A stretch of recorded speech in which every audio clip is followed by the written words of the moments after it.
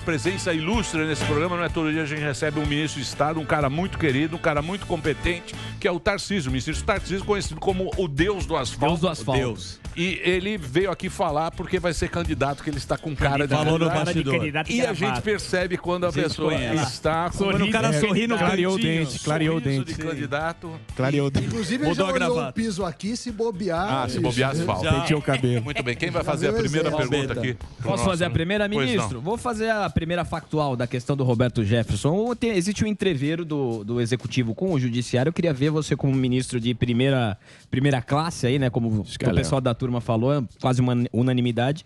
Queria saber a sua opinião sobre essa rusga do Executivo com o Judiciário. Bom, primeiro, alegria estar aqui, Emílio, todos. Show. Vir pra cá dá um problema pra mim. Por quê? Porque fica uma fila de gente lá querendo vir pra cá, porque é tanto fã lá no Ministério da Infraestrutura. Pô, quando você for no Pânico, me leva. Quando você for no Pânico, me leva.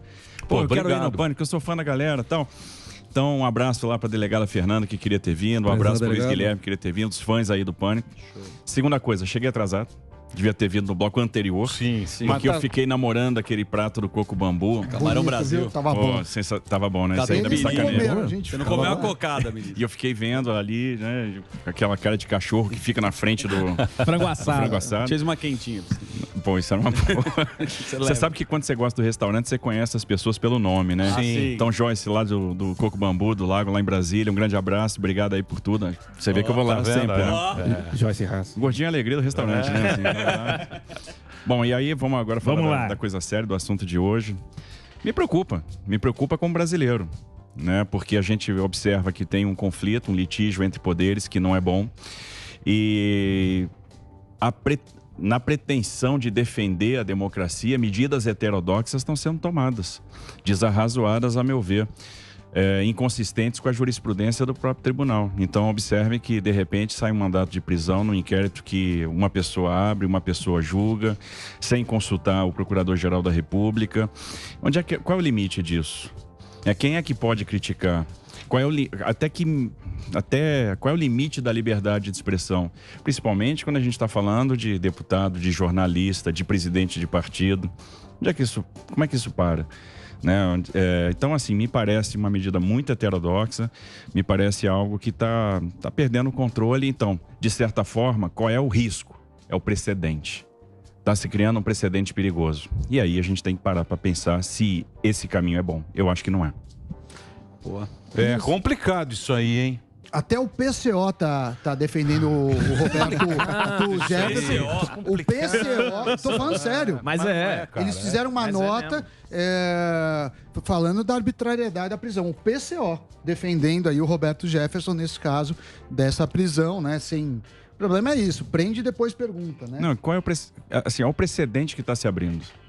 Né? Não, eu prendo, não consulto o PGR, que é o acusador, eu mantenho o inquérito independente da manifestação contrária da Procuradoria-Geral da República, que é o investigador. Eu investigo, eu prendo e eu solto a hora que eu quiser. Não sei. Fica lá. Fica aberto, né? Então me parece uma agressão à liberdade. E isso é muito caro. Tem que ser muito caro para os brasileiros, tem que ser muito caro para a democracia. E isso fatalmente gera uma baita insegurança jurídica em todas as esferas, né, ministro? Sim, e isso acaba também reverberando na tua área de atuação.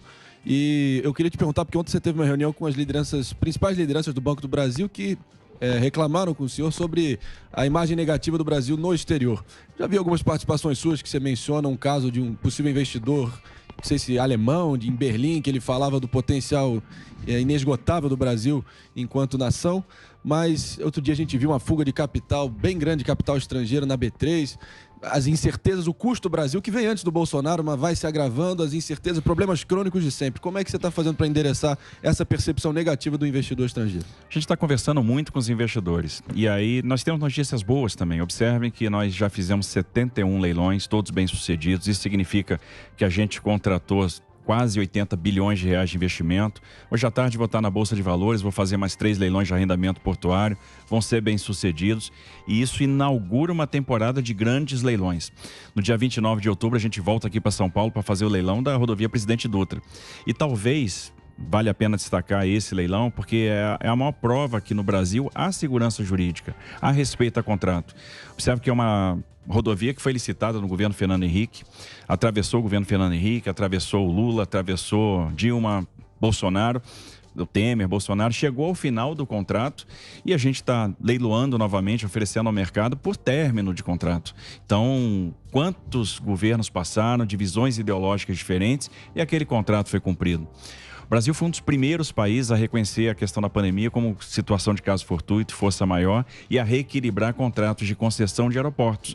Vários países não fizeram isso, foram para a arbitragem, disseram que simplesmente não iam reequilibrar. E eu tenho certeza que isso contribuiu para o sucesso dos leilões que nós fizemos em abril. Temos questões a acertar, com certeza. Eu acho que nós temos que dar um recado claro sobre o nosso compromisso com a questão ambiental e a gente está procurando tornar os nossos empreendimentos referência em termos de sustentabilidade. Então a gente está trazendo o estado da arte em termos de sustentabilidade para essas estruturações. Então, um cuidado com plantio compensatório, combate a processo erosivo, travessia de fauna, respeito às comunidades afetadas, diálogo, enfim. Às vezes, limitação de transporte de combustível fóssil, no caso de algumas ferrovias. A gente tem um programa de ferrovia que está nascendo com certificação verde e já tivemos emissão de Green Bond. O nosso objetivo também é acessar um outro bolso, esse bolso do Green Loan, do Green Bond, do Green Finance. Então, nós estamos atentos a isso, entendendo que fluxos financeiros vão estar cada vez mais atrelados a padrões ambientais e passando essa visão aí para o investidor. Você tem uma baita moral, né? A gente está falando dos leilões, das privatizações. Como que isso protege dos governos passados que tinha tanta corrupção, que tinha o conchavo, que a gente já sabia das incorporadoras, propina. Como é que é a privatização e você consegue fazer isso, deixar na casa com o governo sem ter o toma lá da cá? Olha, nós aprendemos muito com o passado, a gente pode listar uma série de erros aí que aconteceram. Agora, o principal é o seguinte, ideologia e aritmética não se misturam. Show. Quando se misturou ideologia e aritmética no passado, deu errado. Então nós temos um cipual, né, de concessões, de privatizações que deram errado, porque havia interferência ideológica. Matemática e ideologia não casam. Então a gente tinha investimento descasado de demanda. Quando o investimento descasa da demanda e o projeto fica ruim, eu uso o banco público como variável de ajuste. Isso passa para o investidor lá fora a percepção que o mercado brasileiro é um mercado fechado, é um mercado de eleitos. O investidor não sabe exatamente com que regra do jogo ele está trabalhando e se vai haver lá um benefício do Estado depois para aquele player que foi agressivo demais. Então, a forma de fazer os leilões desestimulou uma competição em base justa, então houve um comportamento oportunista que ocasionou destruição de caixa e essa destruição de caixa destruiu o funding, então o financiador não vem para o projeto, não acredita, não confia. Mistura de obra pública com obra privada, colocação da Infraero, no caso dos aeroportos, na participação do consórcio. Então, aí o estímulo à obra e não à operação foi o que aconteceu em vários aeroportos. Então, tudo errado. Não só aqui no Brasil, como lá fora também. Mas, ministro, de certa forma, aí eu estava falando no bloco anterior que, para mim, se não for o melhor, está entre os melhores ministros do quadro atual. Mas notícia boa ele não dá aqui não, viu, ministro? Falou bem dele, pô. Falei bem, se eu falo bem, porque ele tá aqui. Por aí ele falou que você precisava trabalhar mais. Vou falar uma coisa pra você, ministro. O ministro é preguiçoso. Que não asfalta nada. Falou que, que o asfalto fica com buraco. Joga limpo aí. Deixa eu falar sério. Faz muita lombada. Os caras aqui é o seguinte. Ministro do radar. O ministro fez estrada, mas tem 3 lombadas. Muito pedágio. Falou que não tá cobrando das motos. O ministro, Engenheiro de obra eu pronta. vou falar o carro que você tem, porque você não se preocupa com os buracos. Então eu vou falar uma coisa pra você. O carro dele, eu não vou nem falar. Eu vou falar uma coisa não pra posso. você. Os caras aqui, ó, é tudo... Não. Eu faço um A gente trabalho só o Vuvuzela, Eu lembra? sou um profissional, meu amor. Então fala, Seguinte, desculpa te interromper. Seguinte, não, a gente vê esse problema de privatização. Eu sou um grande fã da pauta de privatização, por isso que eu te coloco assim como o principal, ou entre os melhores ministros, mas a gente vê que as coisas não são fáceis, né? Não. O caso da Eletrobras, você tá falando, eles misturam coisas, e eu queria que você comentasse, porque colocaram coisas que não tem nada a ver com o serviço. Dos Correios, eu acho que já foi melhor. melhor. Mas assim, como que a gente faz isso? Porque essa conta está sendo paga. Concordo que para muitos, e é válido, vamos privatizar ainda com problemas do que não privatizar. Mas como que a gente foge desse caminho? Porque parece que esses fantasmas, já que vocês falaram do Gasparzinho, eles nos assombram aí por um bom tempo. A turma mais antiga aqui, mais velha, né? Obrigado. Não é o seu caso, nem o caso do Marinho, eu acho. Eu tenho 40 nem do Alban também. Não. É só o Emílio, então. Eu. Chamou Emílio. A turma que jogou Atari no passado. Eu joguei. Atari eu também. Sou Super Nintendo. Vai lembrar de um joguinho... Enduro é tranquilo.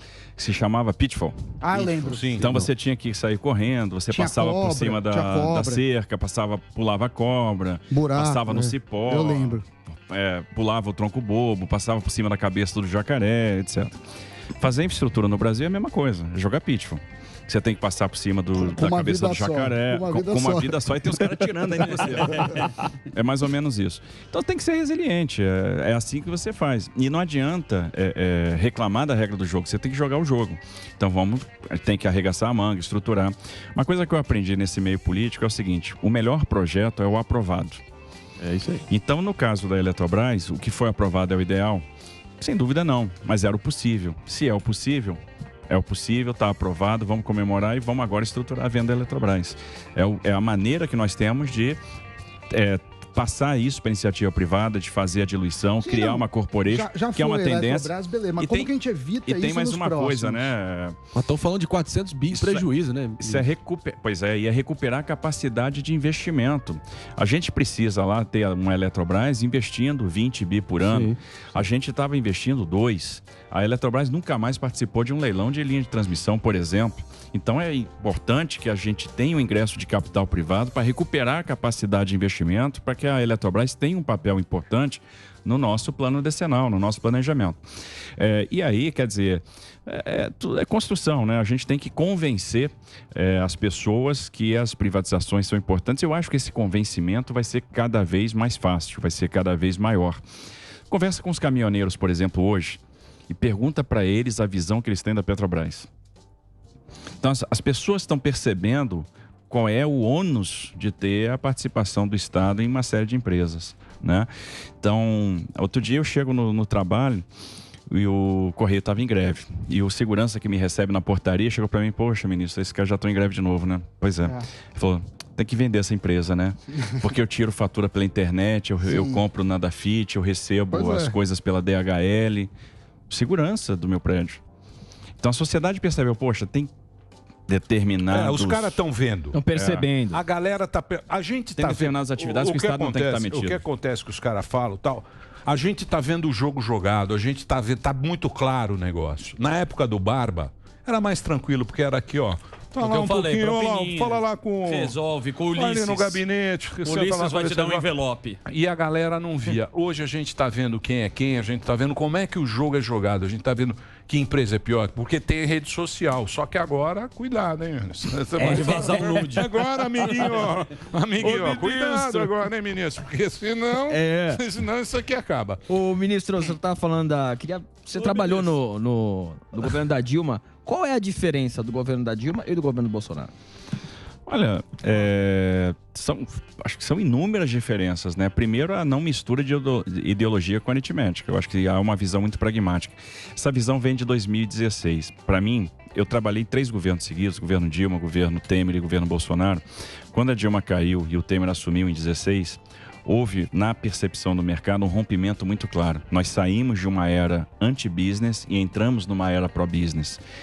Então, se ganhou em governança no processo, no processamento de concessões, na estruturação de projetos. A infraestrutura passou realmente a ser encarada como algo de Estado. Nós temos passivos hoje por atuação política. Observe a Transnordestina, por exemplo. É uma obra política. Ela tem deficiência de carga para os 2 ramais que foram projetados lá atrás. E isso vira passivo no futuro, vira obra inacabada. De repente, se começa a trabalhar e se abrir frente sem raciocinar se a gente tem espaço fiscal para aquilo, sem raciocinar se aquela intervenção realmente tem a repercussão social, econômica, se vai induzir algum tipo de desenvolvimento numa determinada região deprimida.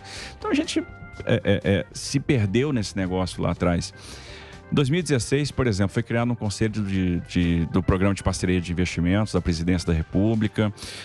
Os projetos eram definidos por um colegiado, se criou uma série de regras de governança, se mudou a lógica de desenvolvimento de projetos. A principal é o alinhamento entre demanda e investimento, que é uma coisa fundamental. Se buscou o que tem de melhor em termos de estruturação, se buscou conversar com o mercado, de ouvir o mercado.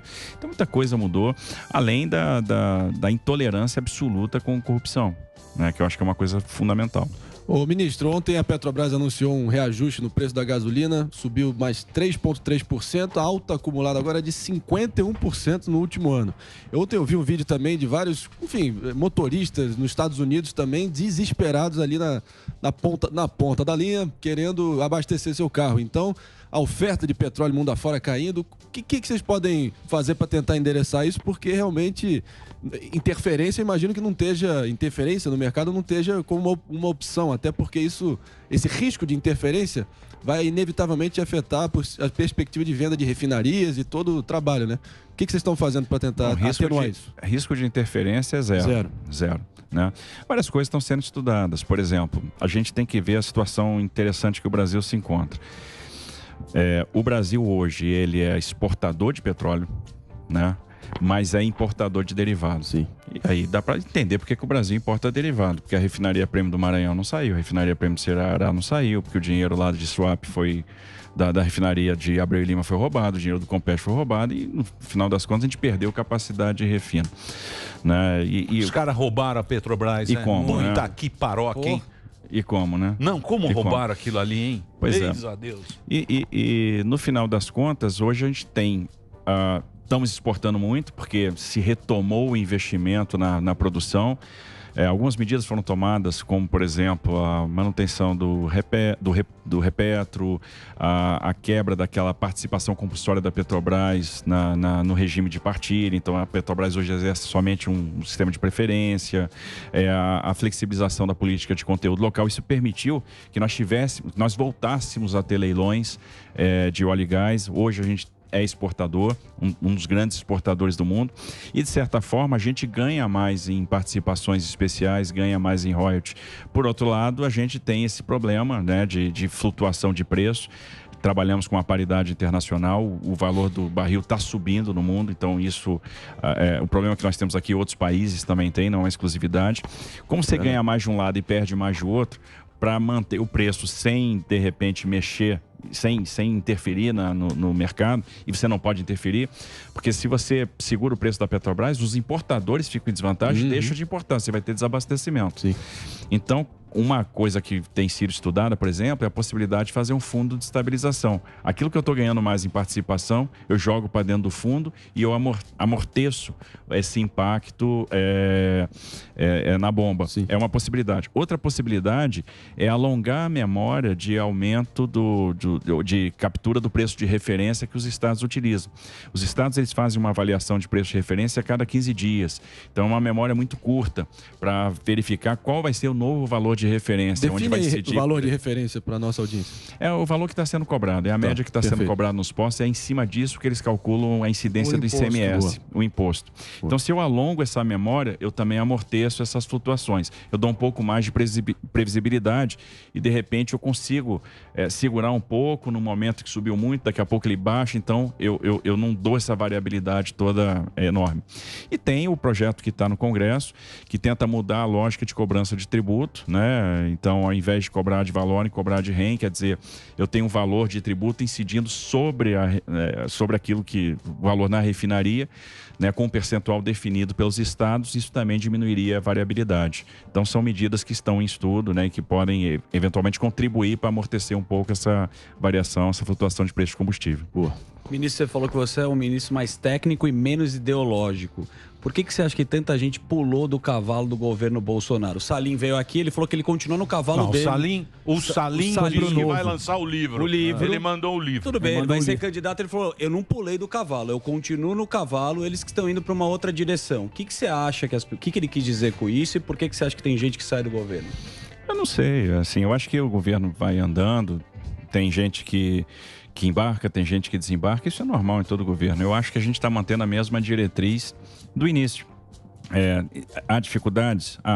Olha só, eu acho que o Bolsonaro é um cara escolhido por Deus, porque para mim, para ter resistido àquela facada, foi coisa de milagre.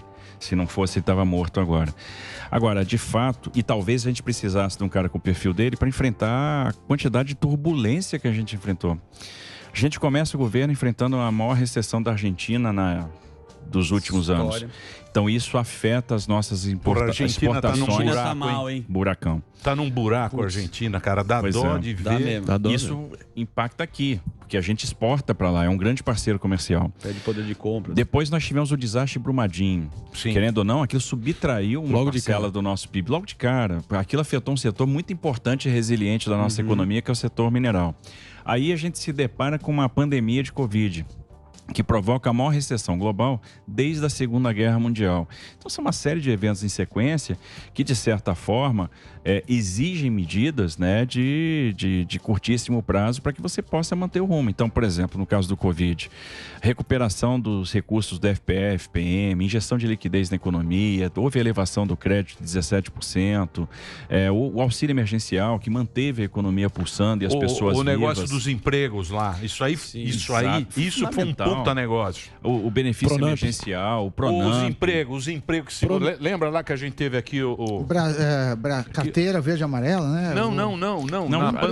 Na pandemia para manter emprego. Foram duas medidas provisórias, né? Uma criou o benefício emergencial, então uma complementação de salário que o governo estava dando para manutenção dos postos. E o Pronamp. O Pronamp foi um programa essencial, né? Fundamental. Então, agora, é lógico que aí tem uma repercussão no fluxo normal das coisas. Agora, observe, apesar disso tudo, o Brasil foi um dos poucos países do mundo, se não o único, que conseguiu tocar uma agenda de reformas muito expressiva, mesmo nessa confusão toda. Então, se aprovou a lei do contribuinte legal, que permitiu negociação lá de 100 bilhões de dívida, a novo FGTS, a reforma da Previdência tinha vindo em 2019, mas foi fundamental para nos dar fôlego nesse momento. Tivemos a aprovação do marco do saneamento, lei das agências, nova lei de licitações e contratos, enfim, a autonomia do BC, a autonomia do Banco Central. Então, muita coisa importante que nos permitiu fazer essa travessia. E estamos aí, a gente... Final do ano, início do ano que vem, a primeira privatização portuária da nossa história, que é a da Companhia Docks do Espírito Santo. Já está no Tribunal de Contas da União. Isso aí, para nós, qual é a vantagem? Eficiência. Porque imagina o seguinte, o privado administrando o condomínio portuário, podendo fazer com mais facilidade adaptações de contrato, desmembramentos, gestão do canal de acesso, investimentos em aprofundamento. Então, há mais flexibilidade, mais velocidade, a gente ganha em eficiência. O setor portuário tem crescido muito em eficiência, aquela visão, né, do porto como gargalo está no passado. A gente já contratou aqui 13 bilhões de investimento em portos.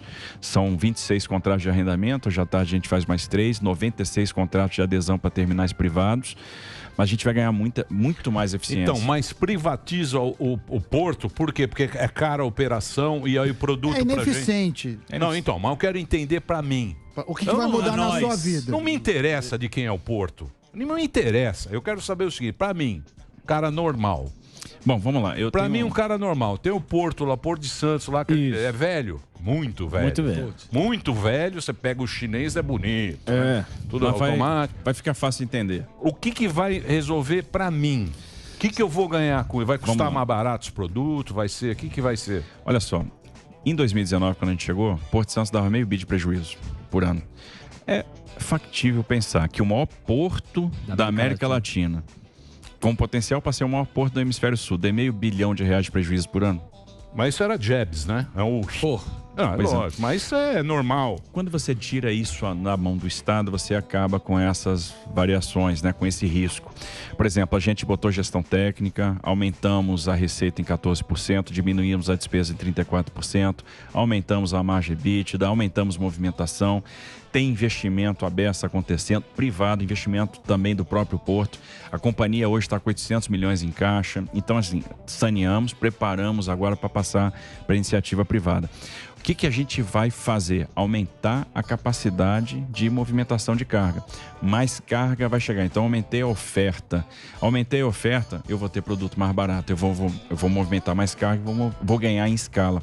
Porto Santos, por exemplo, vai se tornar um grande hub de containers. E aí, isso, aliado a outra parcela da política pública, que é a questão do BR do Mar, que é o incentivo à cabotagem, a gente começa a ter uma eficiência logística que hoje a gente não tem, e aí no final das contas o produto vai ficar mais barato, o custo de exportação vai cair, o custo de importação vai cair, é bom para todo mundo. Entendi. Ele custa menos para gente que paga imposto, que não tem a roubalheira, com certeza. E para o cara que precisa usar o serviço, ele é mais... Imagina, porque tem um serviço fundamental no porto, dragagem. Essa dragagem era custeada pelo Orçamento Geral da União. Quanto é que custa uma dragagem num porto deste grande porte? 400 milhões de reais, 500 milhões de reais. Imagina isso dentro do orçamento. O pagador de imposto lá bancando dragagem de porto. Faz o menor sentido isso. Ora, é o porto, ele cobra tarifa para manutenção do canal, ele que faça isso. Então, essa eficiência nós vamos ganhar. Quer aprofundar o canal? Vamos aprofundar o canal. E aí é investimento que ele vai, dentro de uma lógica dessa, buscar o retorno. Então, a gente está falando de um porto de Santos, por exemplo, que hoje está movimentando 170 milhões de toneladas, movimentava 130 quando a gente chegou, ele vai movimentar tranquilamente, em muito pouco tempo, 240. Então, é esse ganho que nós vamos ter. Entendi. Ministro, a inflação de alimentos já vai estar batendo quase 18%, em 2020 foi a maior em 18 anos e realmente está corroendo o poder de compra das famílias brasileiras. E realmente eu sempre digo aqui, né, as palavras podem até convencer, mas o exemplo arrasta. Eu queria que você talvez aqui esclarecesse para nós a questão da portaria que foi assinada pelo Ministério da Economia, que aumentou em 69% o salário não só do presidente da República, mas de todos os ministros e dos militares que estavam retornando à ativa. Como é que se deu isso? Isso realmente, você acha, isso foi instituído? Isso está em vigor no momento? Bom, vamos lá. Não houve aumento de salário de todos os ministros. O meu, por exemplo, não aumentou. Não aumentou? Não, absolutamente. Você ganha bem, né, ministro? Ganha. O ministro ganha bem. Merece, não que não mereça. Senão ninguém queria ia ser ministro. Ou ia fazer Leonardo. Ninguém queria ser. Na verdade, eu ganho tanto carinho das pessoas que eu ganho bem. Isso vale mais do que qualquer coisa. Mas tem coisas que não tem preço. Você sabe que é você fazer uma ponte lá no Abunã, como nós fizemos, e a vida toda a turma lá pagou para atravessar o Rio Madeira de balsa e pagava caro. E ficava horas na fila e de repente você faz uma ponte. Melhora a vida do cara. Melhora a vida do cara, o caminhoneiro segura na tua mão, ajoelha, chorando, agradecendo. Isso não tem preço. Você sabe que isso vai fazer a diferença na vida da pessoa. Você sabe que falaram aqui, neste programa... Nesta bagaça. É que eles me chamam de, como é que é? Relincha. Eu falei, pô, cavalo sem dor. Aí o cara assim, o cara foi lá inaugurar uma pontezinha, tá inaugurando pontezinha. Aí eu tenho a minha audiência. Isso eu acho. Que eles falam que eu sou tiozão do WhatsApp. É, isso aí. Aí a minha audiência que mora lá, na casa de onde o Judas perdeu a bota, longe, e falou o seguinte, falou, a pontezinha a gente tá pedindo há 50 anos essa pontezinha e a gente quer agradecer muito a esse trabalho. Viu, seu Samidana? Eu não agradeci. Quem criticou? Não. E dentro, posso fazer, ô ministro? Posso pegar as fitas. Peraí, pegue a fita. Fiz 15 perguntas. Ô ministro. Deixa o Silvio Santos. Vai lá responder também. Vai lá. Finalizar. A inflação de alimentos não é só inflação de alimentos, né? Na verdade, a gente tem um processo inflacionário que não é uma exclusividade brasileira. Está acontecendo no mundo todo. Se você olhar assim em 2019, pensar numa inflação americana ou de país desenvolvido acima de uma casa de 1,5% era inimaginável. E é o que está acontecendo hoje, aliás, superando bastante isso. Todos os países injetaram muita liquidez para combater o Covid, isso está pressionando a inflação no mundo inteiro. A inflação dos alimentos já está retrocedendo, o que está pegando hoje é o componente energia na inflação. Então isso aqui, e aí veio agora o efeito da crise hídrica. Deixa eu perguntar um negócio para você, apagão? cara. Não. Deixa eu perguntar um negócio Deixa eu perguntar um negócio pra você, ministro, porque eu sei que você é um cara que vai lá nos lugares. E resolve. Chama o ministro. Asfalta. Dane-se. Asfalto, onde é o asfalto? Asfaltou a garagem aqui. É em Caratinga do Norte. Manda os caras lá, vai os exércitos. Eles são meio bravos com você, né? Os caras do exército não gostam muito de ficar lá Asfaltando. Pior que gosta. Não gosto, não. Gosto. Não gosto, não. Falo mal nas costas. Deixa eu falar um negócio pra você, ministro. Você sabe que eu já fiz muito isso na minha vida. Não, eu sei como é que é. Eu sei como é que é. É que você vai lá e faz as coisas. Essa que é a diferença. Quando a gente vai e faz o negócio, quando você vai lá e faz o negócio, você vê como é que... Aí vira uma resposta. Eu tava vendo, cara, o Rio Paraná lá na Argentina. Porra, bicho, secou aquela bagaça. O que vai ser? Como é que vai ser esse negócio aí do... Qual é a previsão disso aí? Crise hídrica. Qual vai ser a previsão desse negócio? Pois é, olha só. A crise hídrica nos pegou em cheio, a maior crise hídrica da história, né? Dos 91 anos. 91 anos, porque a gente tem registro de 91 anos. Mas nos pega numa situação de menor vulnerabilidade em relação ao que a gente tinha em 2001. Por quê? Por alguns motivos. Primeiro, porque hoje a nossa dependência hídrica é menor. A participação da geração hídrica em energia é menor. A gente conseguiu diversificar um pouco mais a matriz. Então entrou mais solar, entrou mais eólica.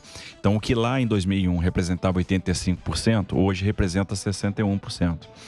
Segunda coisa, hoje a gente tem muito mais linha de transmissão do que tinha naquela época. Então, por que nós tivemos apagões naquele tempo, blackouts? É porque a gente não tinha um problema de geração, a gente tinha um problema de transmissão. Então, a gente não conseguia pegar energia dos pontos onde a gente tinha melhor situação em termos de reservatório e trazer para o centro de carga. Hoje nós temos isso.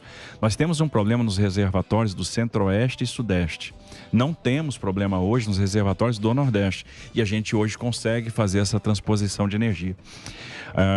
Várias medidas foram tomadas, então a gente tinha uma previsão de chegar no final do ano com 7,5% nos reservatórios do centro-oeste e sudeste.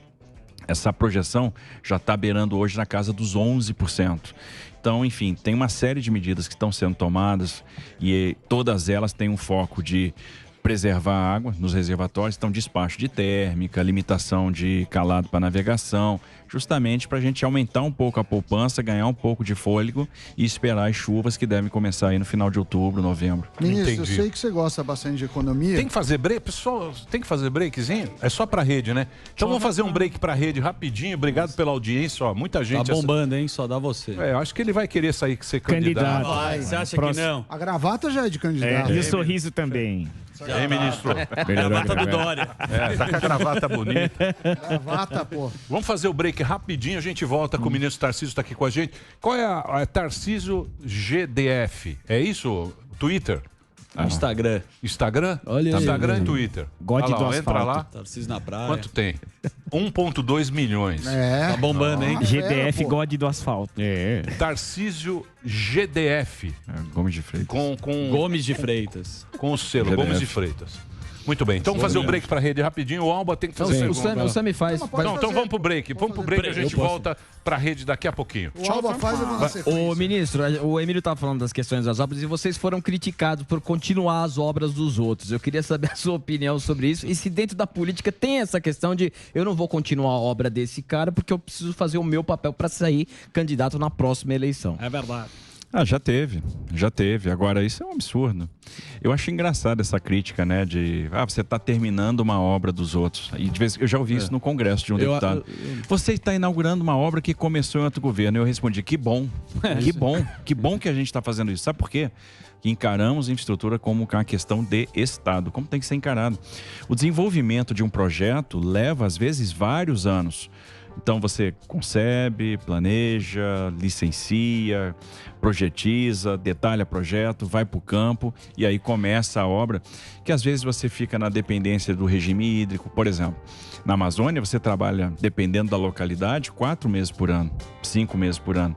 Então uma obra lá vai levar, dependendo da extensão, 4, 5, 6, 8 anos para acabar. E isso é normal. Então é importante que a gente dê sequência a obras que começaram em governos passados. A Ponte Santa Filomena a gente começou e terminou nesse governo. Era uma obra menor, então beleza. Agora, é razoável, é desejável que a gente continue obras que começaram em outros mandatos. É fundamental e eu acho que um grande legado da gestão do governo Bolsonaro na área de infraestrutura é ter encarado isso como uma questão de Estado. Bolsonaro não descontinuou nenhum projeto que estava em andamento e manteve equipes que vinham do governo Temer, por exemplo, exemplo, que já estavam trabalhando na estruturação de projeto. Então, é um exemplo a ser seguido, é a forma como ele encarou isso, e hoje a gente está planejando aquilo que vai acontecer daqui a 10, 15 anos. Então, a gente espera que outros governos façam a mesma coisa. Então, mas vocês já trabalhavam no governo, você já trabalha, tem um monte de gente lá que já trabalhou, o Mickey Mouse. O Mickey Mouse também. Bom ele, hein? O Mickey Mouse bom demais. O Mickey Mouse, nosso amigo. O Mickey Mouse, ele trabalhou com a Dilma, ele trabalhou com os... Servidor público. Você também trabalhou com... Qual é a diferença? Porque, por exemplo, o Barba, quando ele ia pegar o ministério... Ele falava o seguinte, põe o Jaiminho em São Paulo, porque ele já vai dando carro. Ele já vai distribuindo. Ele já chega, vai tocando a bola. Ele já faz o mapa. Isso. Ele pega o mapa, o War. Isso. Ele pega o mapa e fala assim, saquinho. Quem pode sair lá? Seu. Jaiminho, São Paulo. Ele escala o time. Ele escala.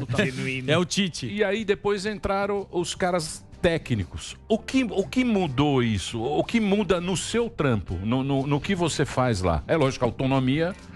Melhora muito, mas o que mudou no conceito da coisa? Isso é uma coisa muito legal, tá? E tem que ser dita e a gente tem que parar para pensar nisso. Eu jamais seria ministro se o Bolsonaro não fosse presidente. Não seria. Qualquer outro fosse o resultado de 2018, nós teríamos um ministro político indicado por algum partido. O Ministério da Infraestrutura é muito técnico. E observe, para você fazer um bom programa de concessões, qual é o teu business? No final das contas, o que eu vendo todos os dias? Credibilidade. Então, o investidor tem que olhar para mim e tem que enxergar a credibilidade. Ele enxerga a credibilidade hoje no Ministério da Infraestrutura. Por quê? Porque a gestão é técnica. Bolsonaro deu para a gente liberdade para montar o time técnico. Eu tenho um craque em cada posição. Gente que conhece profundamente as matérias, conhece muitos assuntos e sabe dar solução para os problemas, porque os problemas são complexos. Se eu não tiver gente boa que entenda, que conheça os caminhos, que entenda muito a repercussão que determinada medida vai ter e saiba dar solução, a coisa não anda. E aí vem os resultados. O governo já é o que mais fez leilões de aeroportos, foram 34. É o governo que mais fez arrendamentos portuários. São 42 até hoje na história, 26 feitos nesse governo, mais 3 hoje, mais 10 aí em outubro ou novembro. É o governo que mais fez quilômetros de rodovia concedida, é o que mais fez quilômetros de ferrovia concedida, que é uma coisa que nós retomamos. Então os resultados estão aí. Uma vez eu vi uma entrevista do Cristiano Ronaldo. Ele tinha acabado de receber o prêmio de... Melhor do mundo. Um dos vários que ele recebeu. E ele disse naquela oportunidade, os números falam por si. E é isso. A gente acaba agora tendo número para mostrar, tendo entrega para mostrar. Isso é sinal da gestão técnica. Eu tenho um time no Ministério da Infraestrutura que faz bem feito e que faz tudo. E isso foi a aposta que o Bolsonaro fez para a infraestrutura. Então, mas por exemplo, quando a indicação é política, que é o que você está falando, o cara manda fazer uma estrada lá num lugar onde não liga do nada, lugar nenhum. Aí o cara vai lá e inaugura. Muito bem. Estamos de volta. A presença do ministro da Infraestrutura do governo Bolsonaro. Está aqui conversando com a gente o Tarcísio no Twitter e nas redes sociais. Para você ir lá e brigar e xingar. É Tarcísio GDF. @Tarcísio GDF. Você tem pergunta, Albeza? Marinho. O ministro estava falando muito dos recordes dos feitos do governo. Eu concedo, não só concedo aqui, mas reconheço e até aplaudo aí que você, apesar da cacofonia política, apesar de todos os ruídos políticos, você está lá tocando o teu barco e fazendo acontecer. Apesar disso, há todo um governo, há toda uma engrenagem, há toda uma articulação acontecendo. O governo, além de todos esses feitos, também é o governo que mais liberou emendas, mais pagou emendas para o Congresso recentemente. Estamos falando de 41,1 bilhões, né? Mais do que Dilma II e Temer juntos, mais do que Lula 1, Lula 2, Dilma 1, enfim, realmente é o recordista recente nesse sentido. Quase 300 bilhões do orçamento público federal que já está todo contingenciado para figuras do Centrão, Codevasf, Funasa, FNDE, Denox, entre outros órgãos relevantes. Eu só quero dizer o seguinte, ele agora está com essa nova roupagem, ele se reconheceu como eu sou o Centrão, ele encarna o Centrão e colocou o Ciro Nogueira, o Cerrado, codinome Cerrado na planilha do Odebrecht para tocar articulação. É uma nova fase do governo, queira ou não queira. Qual é a expectativa concreta de fato, avançar a agenda reformista, que é o que o Brasil precisa para as próximas gerações? Tributária administrativa, a gente não vê nenhum sinal concreto ali no horizonte próximo para se concretizarem. E aí, como é que fica? Bom, vamos lá. Eu acho que a tributária está avançando. Deu muito ruído na forma como o governo colocou no Congresso. É bom que deu ruído. Acho que o Congresso é o local para se fazer ajuste mesmo, para se acertar. Está havendo contribuição e engajamento de muita gente boa, de grandes especialistas em direito tributário, como o professor Heleno Torres. Então, estão indo para dentro, trazendo as suas percepções. Então, acho que é um projeto que vai ser aperfeiçoado. E tem uma coisa boa, assim, quanto tempo nunca ninguém mexeu nesse vespeiro? Ninguém queria falar em reforma tributária. Nós já fizemos tantas reformas, avançamos, e hoje estamos discutindo uma reforma tributária. Isso é uma grande coisa. E com uma boa probabilidade de chegar no final das contas com uma reforma tributária aprovada, que tem que ser uma reforma tributária que diminua a burocracia e que diminua a carga tributária. Porque se não for assim, e essa eu acho que foi a grande queixa que todo mundo interessou, e queixa justa, diga-se de passagem, a reforma que foi apresentada, eu acho que a gente vai chegar num bom termo, né, com esses dois objetivos alcançados. Acho que a presença do Ciro vai trazer equilíbrio, ele é um cara denso politicamente, né, que conhece muito de Brasília. Você tem que entender que tem que ter um Congresso do seu lado para te dar suporte, se governa com o Congresso. Liberação de emenda é uma coisa absolutamente normal, republicana, porque eles têm legitimidade para propor, para fazer a sua política no Estado, para levar os recursos, para tentar também ser participante e protagonista da política pública, né? Então, é uma coisa normal. Entendo que tem uma questão que vai ter que ser enfrentada em muito pouco tempo e vai ser inescapável, que é a desvinculação de receitas do orçamento, para que a gente, sem atingir o teto, quebrar o piso. É a DRU, mas assim, na verdade a gente precisa de uma reforma mais estrutural no orçamento. É comum você conversar com o prefeito que fez todos os investimentos que podia em educação e ainda é obrigado a utilizar recursos na educação. Ele já comprou material escolar, já reformou a escola, ele comprou merenda e tal. Tem dinheiro sobrando, ele é obrigado a gastar, senão ele vai ser responsabilizado. Então isso leva a uma ineficiência de alocação. Toda ineficiência de alocação destrói produtividade. Ô, Tarcisão, desculpa a intimidade, mas... cara, é muito legal. Você sabe, eu gostei, porque, assim, imagina, isso eu vou registrar, porque quantas vezes eu assisti o Pânico em Casa, o impostor vibrava quando ele entrava numa festa ali de penetra. Esse cara é muito bom. Aí eu digo, imagina agora o impostor me chamando de Tarcisão. Tá vendo? Eu nunca imaginei que ia estar aqui. Obrigado, até te cumprimentar aqui, irmão. É o seguinte... É o vice, hein? Eu vou falar um negócio pra você. Você fala bonito, você trabalha bem, todo mundo gosta do que você faz, porém existe uma polarização política que atrapalha, inclusive, o seu trabalho. E aí, quando você vê pra 2022 o Lula aparecendo aqui, outros candidatos, a gente sabe que a gente tem um dinheiro que a gente não pode gastar. E o candidato faz campanha. Quando o Bolsonaro quer liderar, ele também tá preocupado com os adversários. Como que você vê essa polarização e o que realmente interfere no que você faz? A polarização está posta. Eu acho que houve uma antecipação do debate eleitoral, que é ruim. A gente já está vivendo o segundo turno. Né? Eu não acredito numa terceira via. Eu acredito o segundo turno nós estamos desde 2013. Exato, terceiro turno desde 2013. Eu acho que nós já estamos vivendo o segundo turno. Enfim, agora há de se ter pé no chão, há de se ter responsabilidade. E a melhor maneira da gente ser bem sucedido e ter o que mostrar é continuar focado nas entregas, nos resultados. É importantíssimo manter a agenda de reformas, porque a gente vai ser bem sucedido e nós vamos romper com a armadilha do baixo crescimento se a gente caminhar em cima de um binômio, consolidação fiscal e reforma pró-mercado. Se a gente caminhar em cima desse binômio, a gente vai trazer dinheiro para cá, vai trazer muito investimento e aí vai transformando a vida das pessoas. Obviamente, há uma perda de poder aquisitivo, há necessidade de recuperar poder aquisitivo de pessoas que sofreram com a pandemia, né, com pessoas que perderam perspectiva, perderam horizonte, e isso tem que ser feito dentro dos pilares fiscais. Se a gente passar a mensagem para o mercado de controle de trajetória de dívida, a gente vai conseguir ser bem sucedido. Mensagem que não está sendo passada, né? O real foi uma das moedas que mais desvalorizou frente ao dólar no ano passado, e o dólar, por sua vez, desvalorizou frente a outras. Ou seja, a gente está perdendo de quem está perdendo. A inflação é verdade, é uma preocupação não só no Brasil como nos Estados Unidos, mas principalmente nos países que gastaram muito. Uma coisa é a principal economia do mundo emitir dívida, outra coisa é a série C aqui, né? País emergente, um país pobre. Não tem melhorado isso, porque a gente vê pouco esforço de reforma administrativa.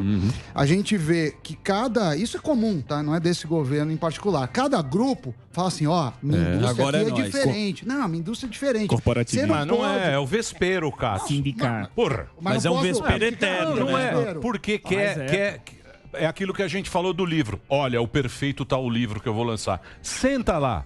Vai negociar lá com o Lira. Põe o Senta no colo. Ô, Lira.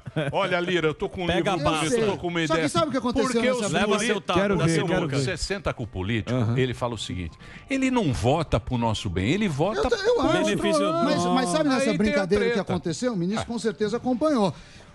O Brasil, assim como vários países, emite títulos públicos que as pessoas financiam. Aí o pessoal fala, vocês não estão fazendo negócio, quer fazer um negócio lá para não pagar precatório, a dívida vai aumentar. Não estou nem discutindo se é legal ou não é legal do ponto de vista de pedalada. Estou falando, a dívida vai aumentar. E aí, eu que emprestava para o Emílio numa condição, agora que você está endividado, Emílio, eu cobro mais juros. Nessa brincadeira, a gente vai gastar mais de 100 bilhões de reais. É mais do que o que a gente gastou com auxílio emergencial e mais do que vários projetos. Por quê? Por conta de imprudência. Má administração. Vários motivos. Agora, a reforma tributária é fundamental. Só que a conta precisa fechar. E não está fechando. E a questão é, você sabe... Mas mexeu nos velhinhos, cara. Eu sei, mas a gente vai não tá pagar a brincando. conta. Seu tá Clóvis, brincando. pô. Seu Clóvis. Mexeu nos velhinhos. Por quê? Chegou e explicou. Qual você tá falando? Previdência? Porra. Previdência. Não, mas aqui não é a Previdência. Não mexeu nos militares, na polícia. Mas eu sei, mas não é, cara. sei, Mas é o que é a gente tudo uma falou. construção. É o que lógico. dá pra passar, Se você bonitão. quiser fazer Mais campanha ou menos. política, você vai fazer campanha política. Eu tô falando Eu que tô. Não, beleza. o que a gente viu. O jogo. O que lógico, eu tô sempre lá, tem sempre o mais. O que eu tô falando, Sim, justo. o que eu tô falando é o seguinte: quando você vai reformar, você vai tirar privilégio, cara. Ninguém quer, ser Mas humano. se cara. você não enfrentar... Pô, você acha que eu não tô triste com a reforma da Previdência, que eu vou ter que trabalhar mais 70 Não anos? aguentava mais, né, Emílio? Tava... 70 anos eu vou ter que trabalhar. Pô, Eu tô triste, eu assumi o programa, ele falou, vou pra grande. Ele estava aquecendo. Já tinha pô. falado pros meus pais, segura eu que é queria nóis. matar o Mickey Mouse quando vinha aqui. Ele ia passar o programa. Ele falou, já comprei. Então, comprei um pedalinho na É que a grande. gente não está vendo que essa taxa de juros não é imediato. Por que eu estou falando isso com o ministro? Porque ele, por ser da área de infraestrutura, o pessoal não olha só o imediato. Ninguém vai pôr um aeroporto ou vai fazer uma estrada só para daqui 2 meses. São projetos, às vezes, de longos anos, décadas, dependendo do projeto. Então, assim, o que eu vejo é a questão dos precatórios, por exemplo, que isso foi do Ministério da Economia. E aí, vocês têm esses embates dentro do governo, assim, falando, os juros tá aumentando, isso você ajuda o orçamento desse ano, talvez do ano que vem, mas depois eu que vou pagar a conta. E essa conta vai vir, eu não tenho dúvida. Pergunta longuíssima. Pergunta discurso. Se eu não for interrompido... Pergunta discurso. Não, quando eu não sou interrompido, é mais rápido. Não fui eu. Não, foi o seguinte, o Alba fica pergunta não, mas quando ele pergunta, Deixa o ninguém... menino Calma, não vai brigar com o Alves. Vamos, ministro. Foi ele, não fui eu não. Respeito, menino. Eu entendo que é uma questão relevante e não existe proposta que não possa ser aperfeiçoada, né? E muita gente está querendo ajudar. Os precatórios, por exemplo, são importantes. Hoje nós temos vários fundos de investimento que usam os precatórios como colateral em operações de financiamento de longo prazo. Então, há uma preocupação com isso. E aí a gente tem que entender o seguinte: o Brasil é um país que tem déficit. Então, se tem déficit, eu tenho que ver a melhor maneira de pagar a dívida. Talvez a melhor maneira de pagar a dívida de precatório seja à vista, porque é melhor pagar e se financiar e emitir dívida Selic do que estar tomando financiamento, pagando Selic mais 2, mais 3. Então, no final das contas, não faz muito sentido, às vezes, parcelar e aumentar e carregar essa dívida para frente, carregar num valor maior. Agora, tem um outro aspecto que a gente tem que pensar, que é o seguinte: você tem uma média móvel de precatórios todos os anos. Sim. E, às vezes, você por uma razão de determinação judicial, pode ter uma extrapolação disso que seja insuportável para a questão do orçamento. Ou seja, de repente, aquele valor de precatório aumentou tanto no ano, você vem trabalhando lá com 40, 50 bi, de repente esse ano é 100, é 120. E aí você roubou todo o espaço fiscal que você tinha para o funcionamento da máquina e para as políticas públicas em função daquele comportamento anormal daquele ano. Para isso também tem remédio. Aí acho que cabia uma flexibilização na questão do teto para pagar aquele precatório à vista, porque senão você vai carregar a dívida pagando mais juro, e aí você tira aquela parcela que excedeu a média móvel e tira do teto e mantenha o seu espaço para a política pública. Então você controla a trajetória da dívida, você no final das contas está emitindo dívida mais barato, está fazendo pagamento à vista e está dando segurança jurídica para quem tem esses papéis. Ô ministro, pergunta agora enquanto pagador de imposto, contribuinte. Eu acho isso uma papagaiada e uma sacanagem até certo ponto que falam os seus detratores que falam, não, o ministro está indo lá recapear uma estradinha de 5 metros no interior do Amapá. Como isso, e você ostentar isso, eu acho isso desnecessário, eu acho que uma crítica vazia, sinceramente. Mas eu, enquanto pagador de imposto, acho que é justo entender como é que é a logística de deslocamento de todo o entourage ali, né? O entorno do presidente, por exemplo, ou o teu entorno também, para essas missões aí de lançamento de novas pontes. Por exemplo, teve uma agora em São Gabriel da Cachoeira, no interior do Amazonas, que notícias saíram que era uma ponte de madeira só de 18 metros. Realmente o custo da viagem foi mais de 711 mil reais e a ponte em si 255 mil reais. Aí tem esse déficit. E aí, como é que fica o bom uso do dinheiro público nessas missões? Olha, primeiro o presidente não foi para São Gabriel da Cachoeira para inaugurar uma ponte de 18 metros. Ele foi lá se reunir com o comando das Forças Armadas em São Gabriel da Cachoeira. A gente tem que entender que São Gabriel da Cachoeira é a cabeça do cachorro, uma região de tríplice fronteira, uma região que é porta de entrada para o crime. Nós tivemos ações aí de toda a natureza. Então é interessante a presença de um presidente da República lá? Sim. Com certeza. É importante um presidente da República em São Gabriel da Cachoeira, ou em Cruzeiro do Sul, ou em Cocos, ou em Coribe, ou em Sobral, né, ou em Juazeiro, como o presidente está hoje. É importante que o presidente conheça todo o Brasil, circule, fale com as pessoas, né, e no final das contas, a política pública está indo para a ponta, benefícios estão indo para a ponta. Muita água está chegando no Nordeste, então nós temos empreendimento de segurança hídrica, e empreendimento de segurança hídrica no Nordeste é prosperidade. Né? Muita infraestrutura está chegando nos rincões mais distantes do Brasil. É ferrovia que está chegando em Goiás, está chegando no Mato Grosso, é estrada que chegou no Pará. Nós fomos abrir, por exemplo, 102 quilômetros de Transamazônica, na 230, né, de Tupiranga para Novo Repartimento. Isso é relevante? Sem dúvida é relevante. Né? E, com certeza, se a gente botar no papel, sai muito mais barato do que os hotéis de luxo, que as viagens internacionais que foram feitas por tantos outros chefes de Estado e, às vezes, sem resultados concretos para o país. Vamos lá, tá uma conversa de comadre aqui. Vamos lá. Vamos fazer a pergunta séria. O senhor veio com a gravata certa, veio com o terno alinhado, foi lá no Jaça pentear o cabelo, tá tudo bonitinho aí, sorriso de candidato. Eu quero saber o seguinte, candidato a governador 2022 e sem transversar, hein? Vamos rápido, direto ao ponto, como diria Augusto Nunes e tá. Vamos lá. Você sabe que quando eu era pequeno... Olha lá. Calma lá. Pera lá um pouquinho. Lá em Barbacena. Quando eu jogava bola e tirava pipa. Eu conheço. Quando eu era pequeno, eu já quis ser motorista de caminhão de lixo. Motorista de caminhão.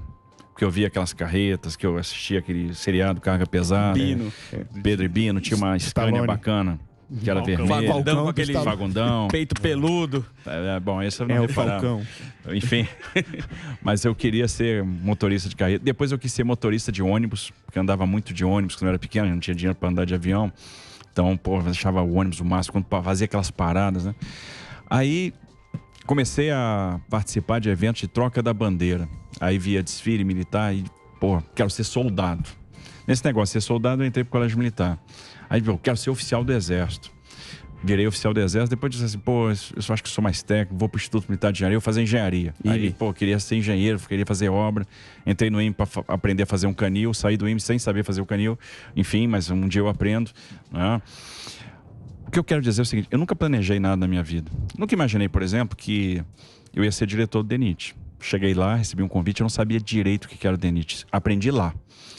Não sabia o tamanho daquela autarquia, o tamanho do desafio, como é difícil, como é complicado, como é cobrado, como tem bons profissionais. Tem uma turma de engenheiros, de mestres, de doutores, faz uma engenharia de alto nível. Então aprendi muito, foi uma escola profissional para mim. Mas eu não imaginava, nunca imaginei ser ministro de Estado. Nunca me passou pela cabeça. E seria algo, sem sacanagem, se não fosse o doido do Bolsonaro, impossível. Tamo junto aí, ó. Absolutamente. Tamo junto aí. O Bolsonaro é maluco. Olha só, tem a pergunta aí. Aí o que acontece? Qual é o futuro? Não sei. Assim, o que eu estou fazendo hoje, cuidando da missão que eu recebi, que é a missão de cuidar da infraestrutura. Até porque a gente está entrando no ano eleitoral, nós temos um calendário de concessões para cumprir, a gente tem que continuar passando credibilidade para o mercado, mostrando que o nosso cronograma é crível, que os nossos projetos são bons, convidando esses caras para entrarem no Brasil, porque é transformação. O que a gente está plantando é transformação. O Brasil vai chegar em 24, 25, 26, sendo um grande canteiro de obra, com muito investimento acontecendo. Isso vai transformar, assim, isso é geração de emprego na veia, né? Então é nisso que a gente tem que trabalhar agora. Depende de pra onde vai o dinheiro, né? Mas aí, o dinheiro agora na mão do privado, ele vai ser bem empregado. O privado... Mas vai dar para deixar no privado tudo, porque senão... Não esquece que tem lá a estação Guido Mantega em Caracas. A gente tá... Tem estação Guido Mantega. Ela não para em nenhuma estação, vai embora. Isso aí. Estação Guido Mantega, próxima. Só que não tem ponto de parada. Essa volta ao passado é que a gente não pode ter. Agora vamos lá, nós vamos fazer leilão de Dutra, maior leilão rodoviário da história. Nós vamos fazer agora leilão da 381 Minas com a 262 Espírito Santo. 381 é a rodovia que mais mata gente no Brasil. Imagina fazer a duplicação de Belo Horizonte para Governador Valadares, enfim, trazer tecnologia de informação, sistema de detecção de incidentes, operação de alto nível, socorro mecânico, socorro médico, mas fundamental a duplicação, as retificações de traçado, as obras de artes especiais, né? Então a gente está falando aí de muito investimento. Vamos fazer o leilão do STS 0808A, que são os terminais de líquidos da Lamoa no Porto Santos, o maior leilão de arrendamento portuário da história. Vamos fazer o leilão da Codesa, que é a companhia do Espírito Santo, primeiro leilão de privatização portuária da nossa história. Agora em agosto eu solto a consulta pública para a relicitação de Viracopos, que é um tremendo equipamento, e dos 16 aeroportos que remanescem da Infraero, incluindo Congonhas e Santos Dumont. Congonhas, a gente está aqui tocando obra, preparando Congonhas justamente para essa transferência para iniciativa privada. Vai ser um grande leilão. Já vamos soltar agora mais para o final do ano a consulta pública da privatização de Santos. E aí nós vamos levar o privado para lá e vai ser uma privatização de grande porte. Teremos aí as concessões das rodovias do Paraná, que montamos lá um anel de integração. Estamos falando de 44 bilhões de investimento. 3,3 quilômetros. 3,3 mil quilômetros, 1.783 quilômetros de duplicação, 10 contornos. Enfim, aquilo vai mudar a cara do Paraná. E isso pagando 40%, 50% menos de tarifa. Nós vamos fazer o leilão da Dutra, nós estamos botando 15 bi de investimento e o cara vai sair do Rio de Janeiro para São Paulo e vai pagar 35% menos de tarifa. E a gente pedágio. Quero ver. Ainda botamos Quero ver. Não, pode te cobrar, pode anotar. Olha só, tem a pergunta aí pro Tarcísio. Pedágio e gasolina é difícil baixar. Não, mas vai baixar bem. Mas vai baixar. Vai lá, hein, ministro. Não, pode anotar aí. Isso aí é o quê? Candidato? Não, sabe por que vai baixar? O valor de face já está 20% menor. O valor do dia do leilão já é 20% menor. E a gente permite um desconto máximo de 15% no caso da Dutra, que a gente calibra caso a caso. O que é esse desconto máximo? É a taxa que, no final das contas, zera a remuneração do capital próprio. A partir daí, quem quer ficar com o ativo vai ter que botar dinheiro na mesa, outorga upfront, e parte desse valor fica preso no projeto para que no futuro a gente possa usar para combater alguma situação de desequilíbrio econômico financeiro, para que a gente possa fazer mais obras ou mesmo amortecer mais tarifa. E é importante preservar a caixa porque a gente tem a segurança que aqueles investimentos de fato vão ser feitos. Por isso que a gente limita o desconto. Mas de qualquer maneira, 20 mais 15, 35%. E como a Dutra vai ter competição, nós vamos chegar nos 35%. Então pode cravar aí que vai acontecer. Chamou pra ele. Olha só, Chamou a 10. prezado Tarcísio, satisfação estar aqui contigo, tá certo? Esse sim, meu contemporâneo de Academia Militar das Agulhas Negras. Quero te perguntar o seguinte, tu falou aí que Deus capacita os escolhidos. E eu que sou Messias, já tô dizendo, tu tá escolhido aí pra dar o pé na bunda do calça encravado aqui em São Paulo ano que vem, tá ok? E no tocante à nossa especialização militar, eu tenho que te perguntar, no dia da votação do voto impresso, tá certo? Aqueles vaselina à toa no Congresso lá, eu pedi lá pro pessoal de Formosa passar a fazer o desfile com todos os nossos, para demonstrar o nosso poderio bélico, ou despoderio bélico, pelo visto. Eu achava que eu estava lá para ver o desfile das Forças Armadas.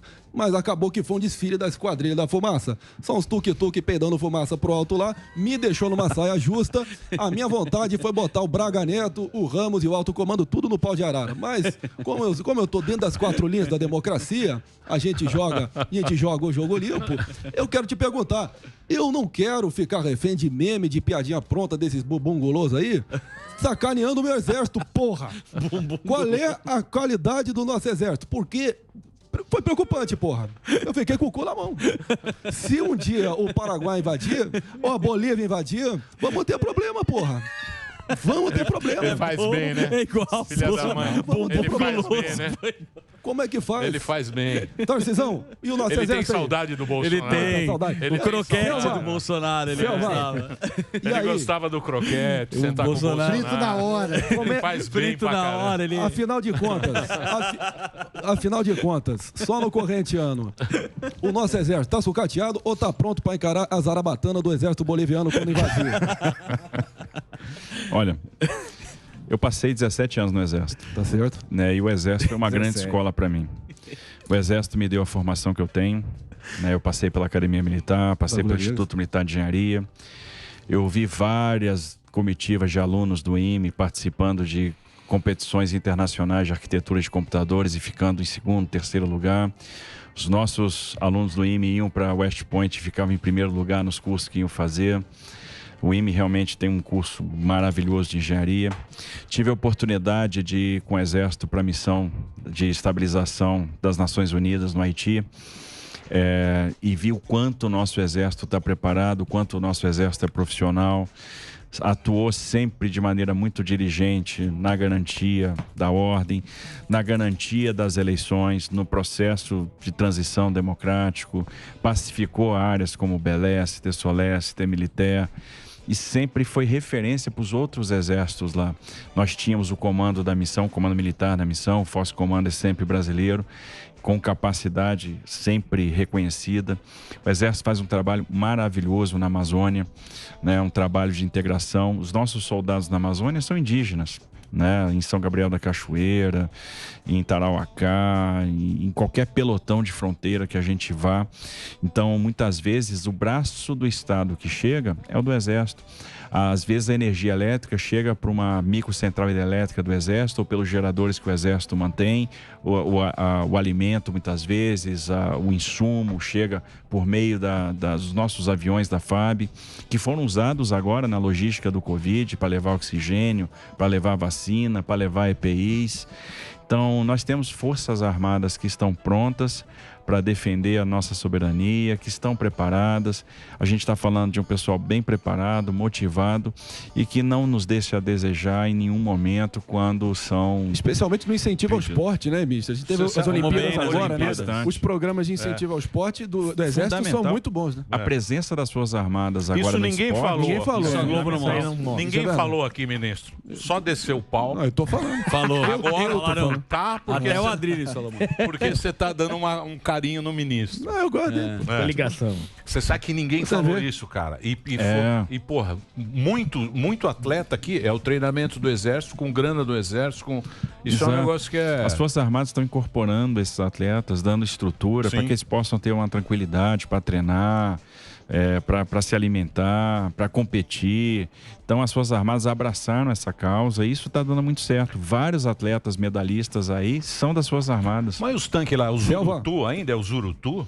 Não, tem Olha, tem Urutu, tem Cascavel, tem... Mas não tem mais Engesa. Tem a Engesa ainda? Quem faz esse tanque? Não, a gente tá produzindo aqui alguma coisa, né? Tem a família de blindados do Guarani, estamos importando também alguma coisa, né? Nós temos aí carros super avançados, né? Aí que a cavalaria está trazendo, enfim, o Leopard, enfim, nós temos o que tem de melhor aí, o Exército tem trazido, tem capacitado o pessoal. É que a gente não quis humilhar, né? Ô, ministro, você vai sair pra política mesmo? Fala pra nós. Acho que tem que sair, não é? O que você acha? Deixa em aberto pelo Se o Bolsonaro... Se o Bolsonaro... Tá escolhido, Não, se o Bolsonaro já falou na live. você... Vamos mudar esse Brasil, não, pô. O Bolsonaro, ele fala... Encheu o saco. Tá contigo, Tarcísio? Ah, esse Marinho me enche o saco. Ah, Chega. adoro. Vai você. Impossível, olha só. Não é impossível.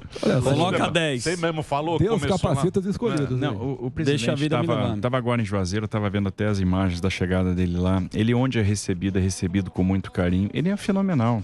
Ele tem um carisma fenomenal. É um cara que, quando você conhece ele, convive, conversa... Olha, como é que nasceu o auxílio emergencial? Bolsonaro preocupado com o seguinte, ele vira pro Guedes e diz, pô, vem cá, os caras estão fechando tudo. Pô, não vai ter jogo. Então como é que o cara do churrasquinho vai sobreviver? Como é que o cara que vende cerveja na porta do estádio?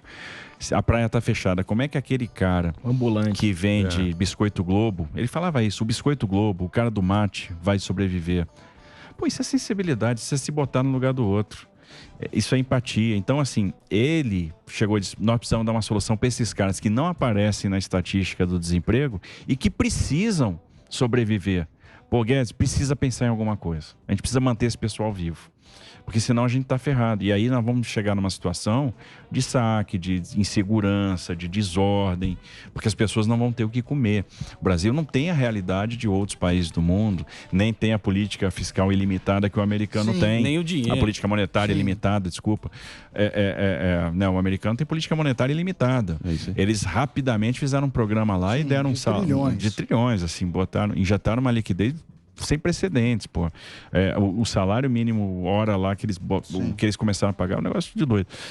A gente não tinha condição de fazer isso. Então acho que a gente fez o que tinha perna para fazer, né? E graças à sensibilidade do presidente. Então ele é o cara para realmente estar na disputa, que tem carinho, tem um capital político. Encheu o saco. Ele falou, já era. Tô falando hipoteticamente. Coloca o boné. Você sabe, olha só, um cara que quase morreu, que passou a segunda metade da campanha num leito de hospital, que venceu uma eleição e começou a trabalhar com uma bolsa de colostomia aqui, né? Que, porra, e deve ser um negócio desagradável pra cacete. Sim, você é louco.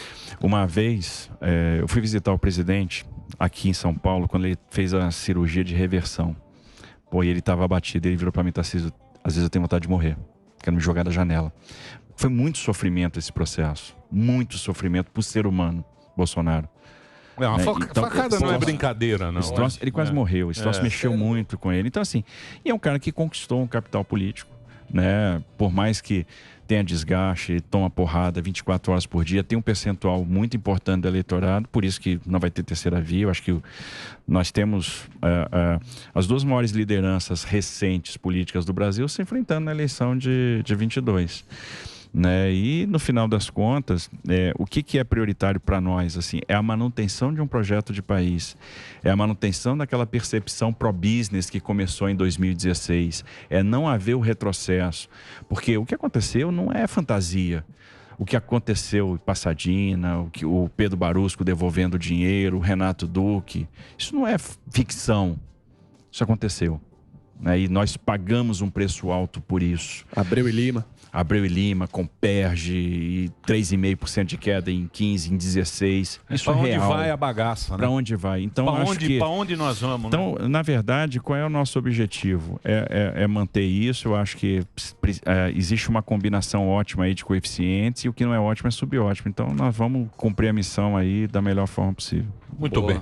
Ministro, queria agradecer, você ter vindo aqui.